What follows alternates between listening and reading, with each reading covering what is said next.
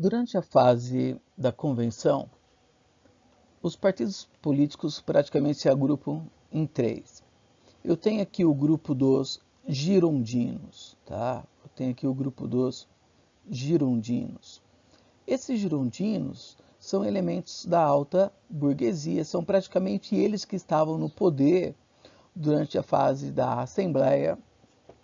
Eles defendem, então, ele é composto pela alta burguesia, profissionais e liberais, também setores da classe média. E o que eles defendem? Eles defendem a manutenção das conquistas que eles haviam obtido durante a fase ali da Assembleia.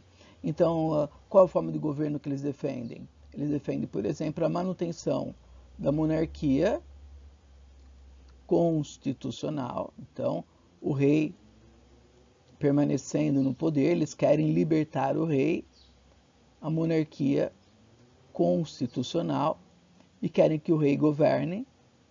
Então, por mais absurdo que se pareça, sempre houve a ideia de que o rei era uma pessoa boa e que tudo que estava acontecendo é porque os ministros do rei, os assessores, o enganavam, mas ele iria descobrir a verdade e resolver os problemas, tá? Então havia essa áurea ainda em torno do rei. Eles querem também que o povo fique fora da vida política, então eles defendem a manutenção do voto censitário, ou seja, aquelas conquistas que eles haviam obtido durante a fase da Assembleia. Eu tenho o pessoal, voto censitário. Eu tenho os chamados jacobinos, tá? Os jacobinos seriam, vamos colocar assim, aqueles que defendem amplas mudanças. Então, esses caras, os jacobinos, eles querem mudanças. Como que mudanças? Segundo eles, qual seria a forma de governo ideal? A forma de governo ideal seria uma república. Então, eles defendem a instauração de uma república. E também a ampliação da participação do povo na vida política. Então, eles defendem aqui, vamos colocar, o sufrágio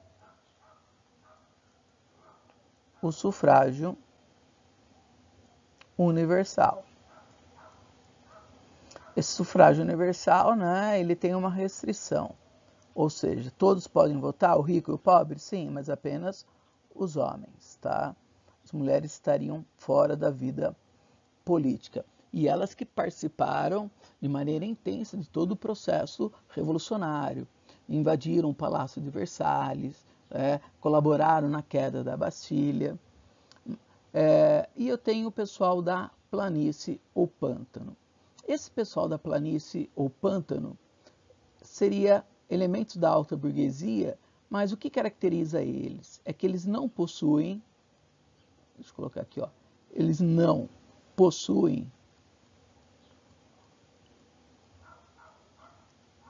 uma ideologia política, não possuem uma ideologia política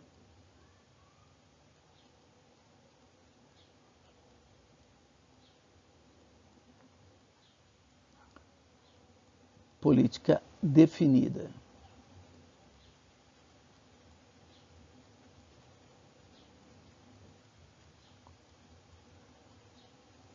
Então, ora eles apoiam os girondinos, ora eles apoiam os jacobinos, dependendo daquilo que vai lhe trazer uma vantagem imediata. Aliás, o termo, né, Partido do Pântano é um termo que eles criaram porque no pântano você não fica com a perna atolada no meio da lama, daí você não sabe para onde ir, se vai para um lado, vai para o outro. Aliás, os girondinos não são aqueles caras que querem manter a situação tal qual ela se encontra. Por quê? Porque essa situação lhe traz vantagens de alguma maneira. Então, os girondinos, eles estão situados à direita. Então, eles também são chamados de partido da direita. E como eles são conservadores, nesse momento, essa expressão passa a ter esse caráter que partido de direita é um partido conservador, um partido que quer manter a situação como ela encontra-se, porque ela lhe traz privilégios. Então, o partido da direita. Os jacobinos, eles estão situados à esquerda e eles querem amplas mudanças. Então, a gente pode chamar os jacobinos de partido da esquerda. E como eles defendem amplas mudanças, partido de esquerda virou sinônimo de um partido radical, né? Radical no sentido de transformações. Partido da esquerda. Eles são chamados jacobinos também porque muitos de seus membros se reuniam no convento da Ordem dos Padres Jacobinos. Por isso também dessa denominação. Ou partido da montanha, tá? Porque eles estavam aí nessa região mais alta aí do parlamento. Bom, então essa expressão partido de direita, partido de esquerda, e aqui a planície seria o partido do centro, que é aquele que fica sempre em cima do muro. Ora apoia um, ora apoia o outro. Então, a primeira vez que a gente ouve essa expressão, partido de esquerda ser um partido que defende amplas mudanças, partido de direita ser um partido conservador, e partido de centro, aquele que fica em cima do muro, surge aí com a Revolução Francesa. Depois, essas denominações, partido de esquerda, partido de direita, vão, né, criando os novos sentidos. A gente tem novas interpretações, mas nesse momento era isso apenas.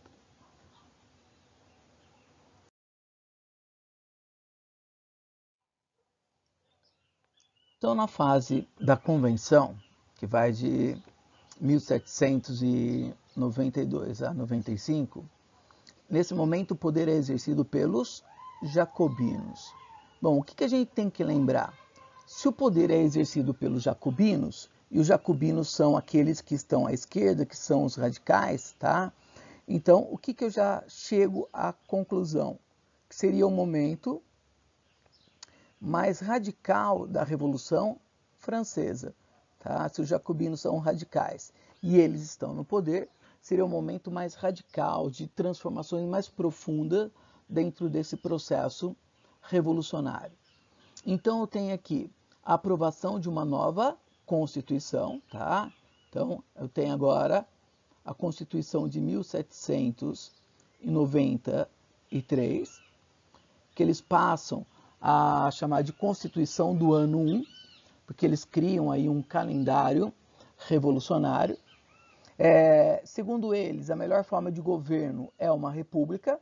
Então, eu tenho aqui a instauração do sistema republicano, o sufrágio torna-se universal, né, com aquela restrição que eu havia comentado.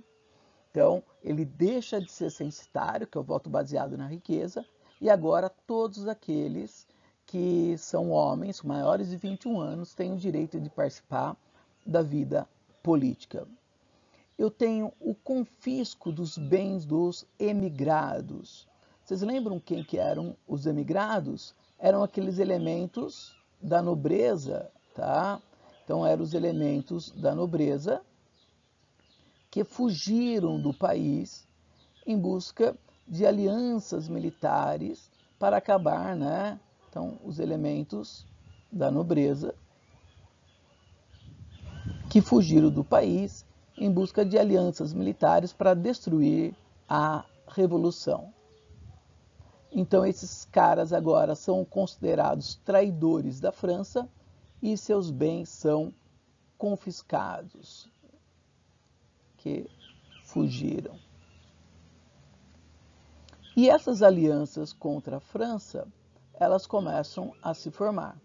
E aí, para defender essas alianças dos países absolutistas contra a França, vamos lembrar que o antigo regime acabou aonde? Acabou na França.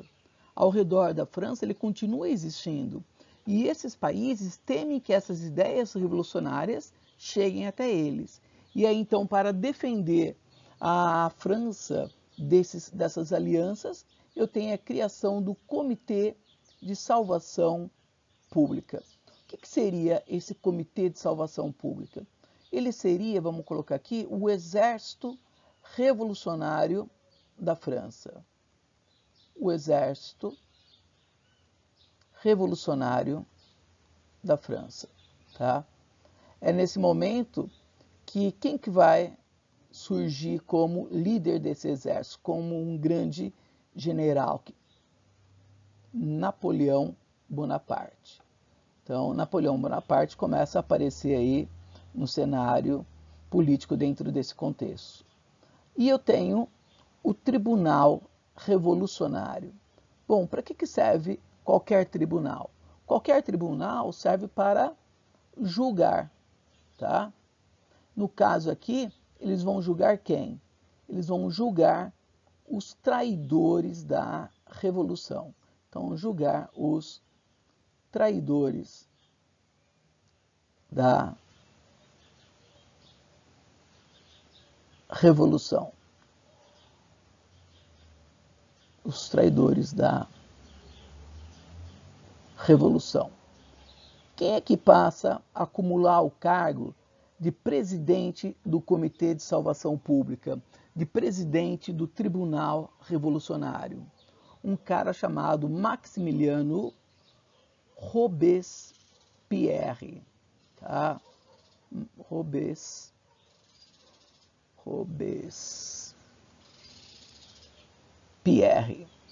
Nesse momento em que Robespierre, então, concentra o poder em suas mãos, vai dar início a um período dentro da fase da convenção que nós chamamos de período do terror. O período do terror, então, é a denominação dada ao momento que Robespierre concentra o poder em suas mãos. Lembrando que ocorre ali dentro da fase da convenção. Robespierre se denominava o incorruptível, tá? Então, o que eu tenho aqui nesse momento, nesse período do terror? Eu tenho a aprovação da lei dos suspeitos. Então, todas aquelas pessoas que fossem acusadas de serem traidores da Revolução podiam ser presas e aí seriam julgados pelo Tribunal Revolucionário. E qual era a pena imposta àquele que traiu a Revolução? A morte, tá? A morte aonde? A morte na guilhotina. Então, é o momento que a guilhotina ela torna-se um dos símbolos da Revolução. E por que a guilhotina ela torna um dos símbolos da Revolução?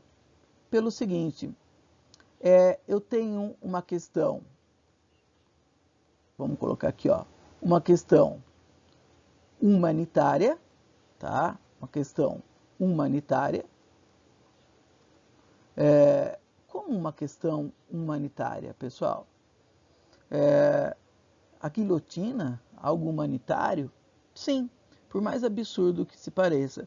Porque durante a época do rei Luís XVI, Luís XIV, Luís XV, as pessoas eram mortas como? Elas eram jogadas lá na Bastilha e elas eram torturadas. Então a morte ela vinha depois de muito sofrimento, de muita dor. Agora não. Agora foi criado um mecanismo que torna a morte, pelo menos acredita-se, indolor, tá? Foi criada por um médico chamado Guillotin, que acabou também morrendo aí na guilhotina. Então, por mais absurdo que se pareça, ela torna-se um símbolo de humanidade, de valores humanos, de causar uma morte indolor. E ela também torna-se um símbolo de igualdade. Como torna-se um símbolo de igualdade? Bom, desde a Idade Média, o ferro era, ou qualquer outro tipo de metal, era algo restrito a quem? À nobreza. Então, se um nobre era condenado à morte, como que esse nobre era morto? Ele tinha sua cabeça decepada, ou por uma espada, ou por uma espécie de machado. E se um camponês era condenado à morte? Ele era enforcado. Agora, o rei é condenado à morte e morre como? Guilhotinado. Aliás, essa imagem ela mostra justamente isso, tá? O que ela está mostrando essa imagem? Ela está mostrando o rei que chegou em uma carruagem e foi guilhotinado. Aqui a cabeça dele, né? E todo mundo vendo, para que isso sirva de exemplo para o que acontece com aqueles que traem a revolução. Dias depois, foi a vez de quem morrer? De Maria Antonieta. O que ela acreditava? Que ela seria tratada tal qual, né, o rei Luís XVI, levado em uma carruagem e tal. E como que ela foi? Ela foi transportada em uma carroça aberta. No meio do caminho, ela foi sendo o quê? Humilhada pela população, que cuspiam, jogavam pedras, né, tomate. E a morte dela na guilhotina foi algo extremamente festejado por toda a população, tá bom?